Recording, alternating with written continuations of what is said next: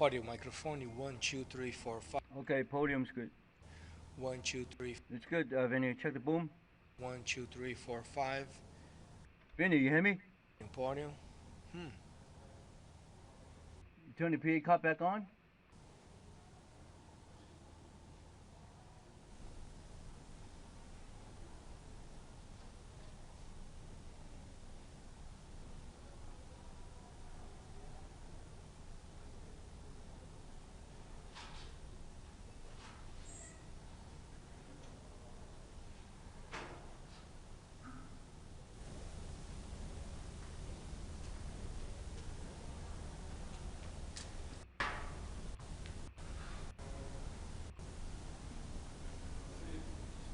Audio microphone 1 2 3 4 5. Sounds really good. 1 2 3 4 5. Okay, let me hear the boom. Boom checky, boom checky. 1 2 3 4. Okay, boom one's good. Boom two, boom two. Okay, thank you. Boom two is good. Thank you.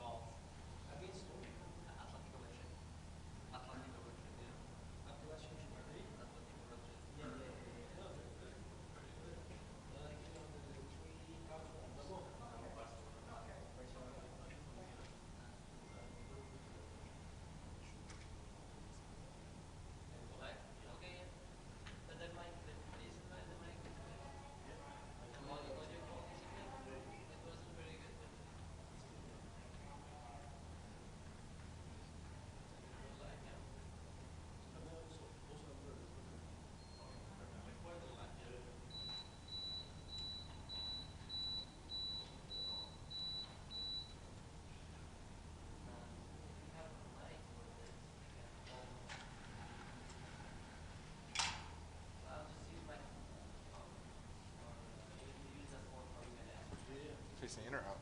Facing out. Facing out. Set it up on the podium. No, no, just put it Set on. it up across the podium and leave this.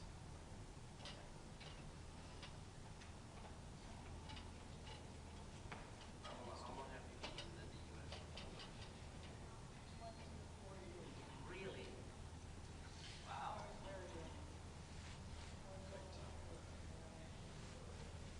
Hell, you're like It's too close to me. 18 or something.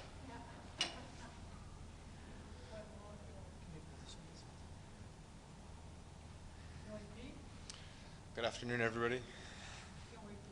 Well, no, no, it's not. You're on camera, please. You're all over the world. You're famous. Can I see how the sign looks? Would that be possible? Do you have it on monitors? The camera is live and the microphone is on. So whenever it comes here, it's going to air. That's all good to know. So people will watch all over the world. Very nice to see.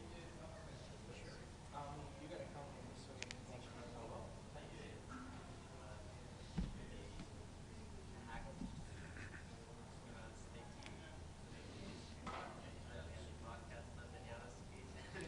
Is that right? I didn't hear that. In Iran?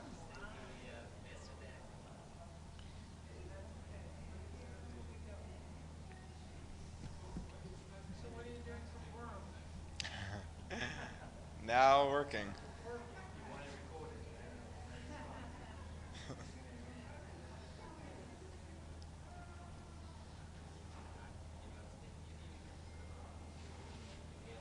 I have good ideas.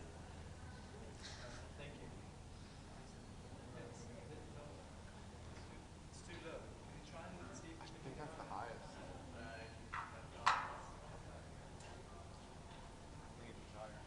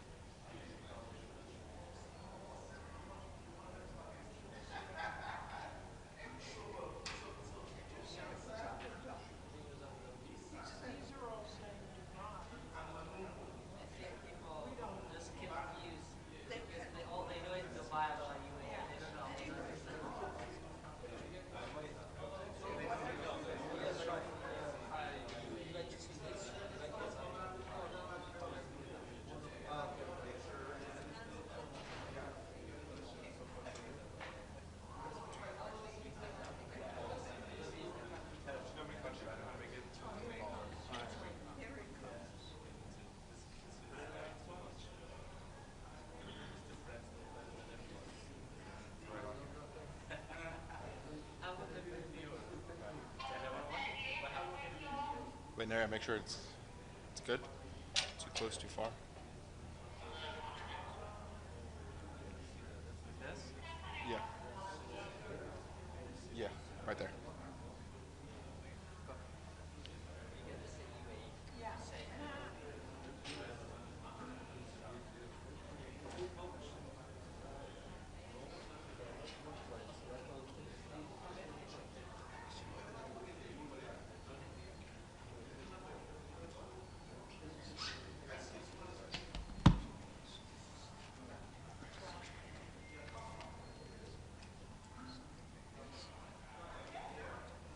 Good afternoon, everyone, and thank you for joining us. Israel's ambassador to the UN, Danon, will deliver an update on Operation Roaring Lion, and he'll take your questions as well. Just remember to state your name and outlet.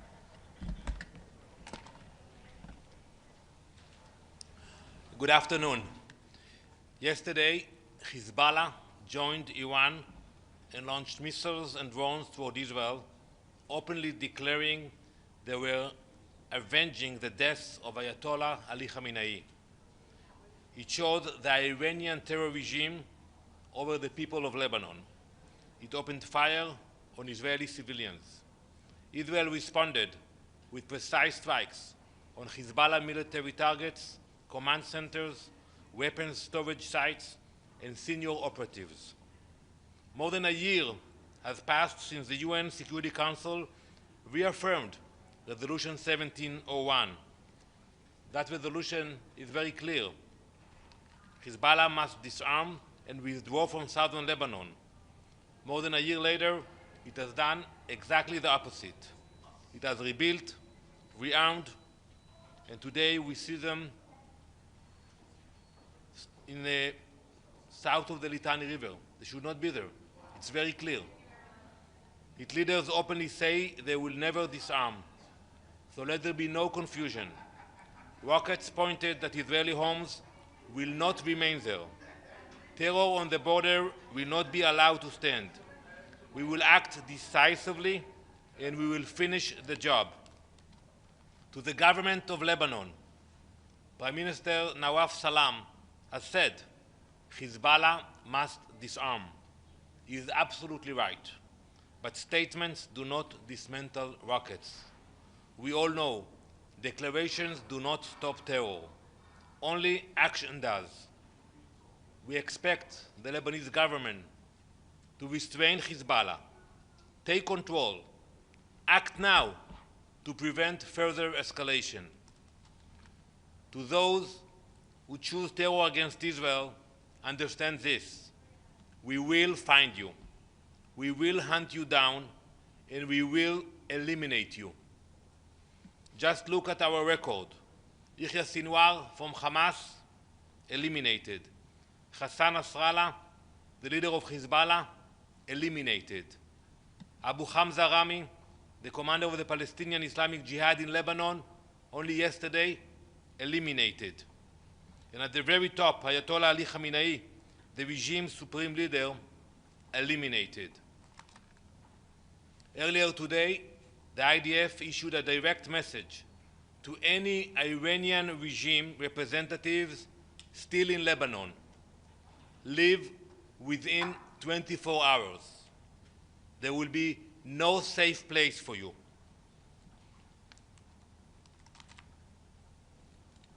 Yesterday, the Iranian regime representative, Mr. Iravani, stood here before you and accused Israel and the United States of aggression. He spoke of lies and fabrications. He claimed Iran's nuclear program is exclusively peaceful. Can you believe it? So let me ask you directly, Mr. Iravani, if it is peaceful, why suspend IAEA monitoring? Why enrich uranium to levels far beyond civilian energy requires? Why build facilities deep underground? Peaceful programs do not hide. Peaceful programs do not pair enrichment with advanced ballistic missiles. Mr. Iravani, you had diplomatic options. You rejected them all. Mr. Iravani accuses Israel of aggression, but it is his regime that has struck a neighborhood in Bet Shemesh, killing 9 people, including 3 siblings.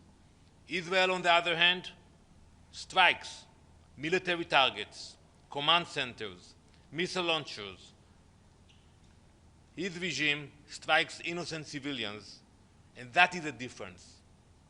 We regret the loss of life of any civilian. Look what they are doing now, all across the region.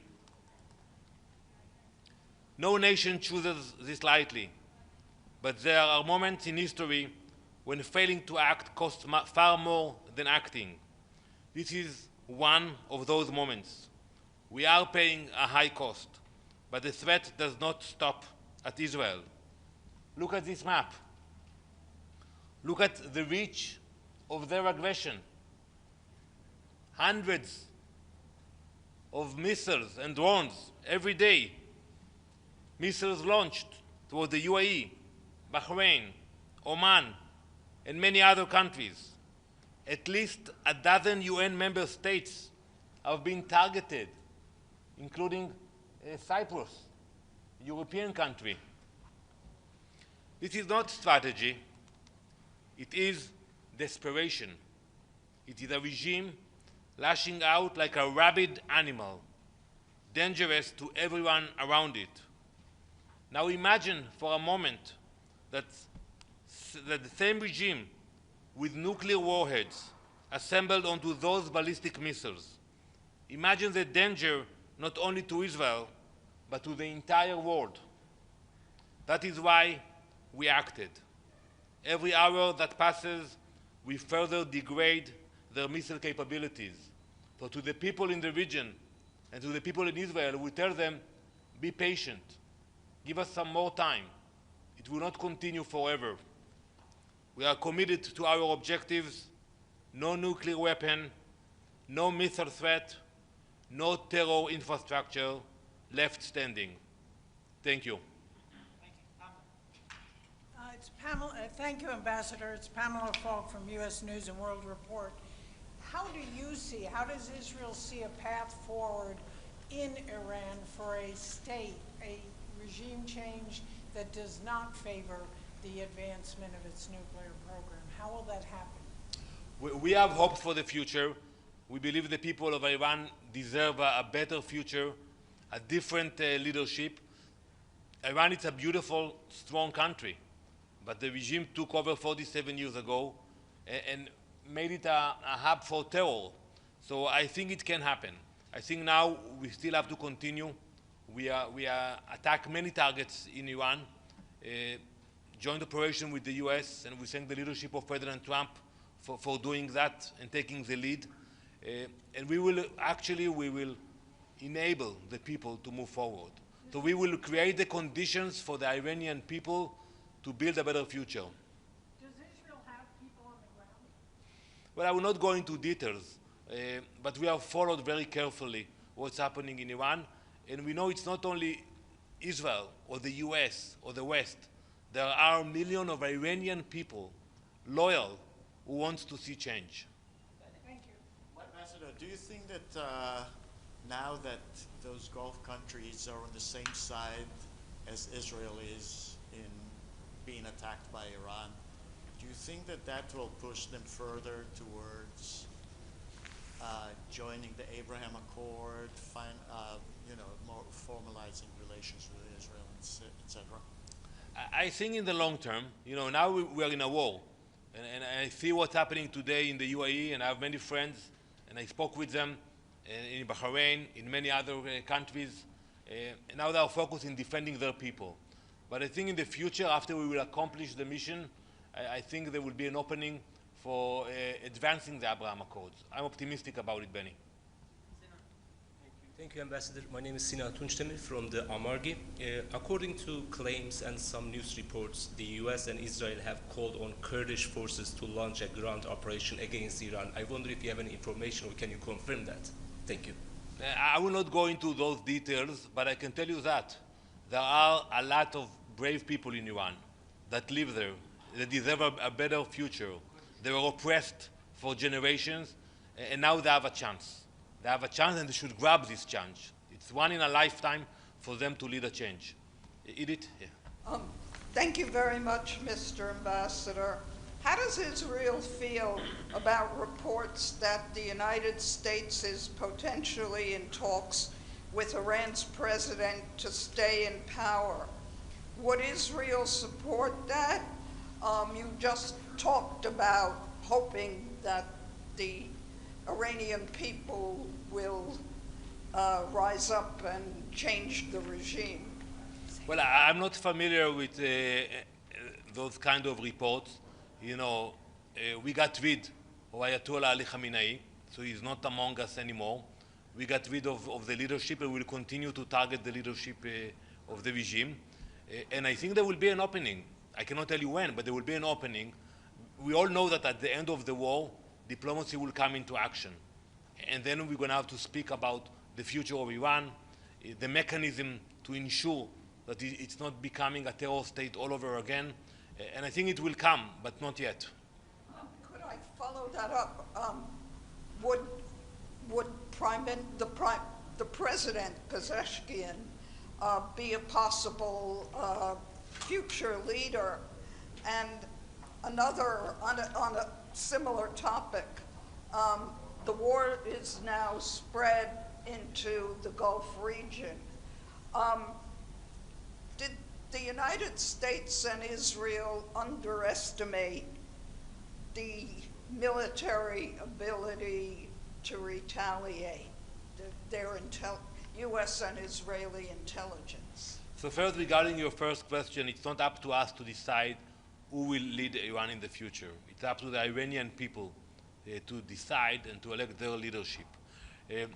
We knew it's not going to be an easy war.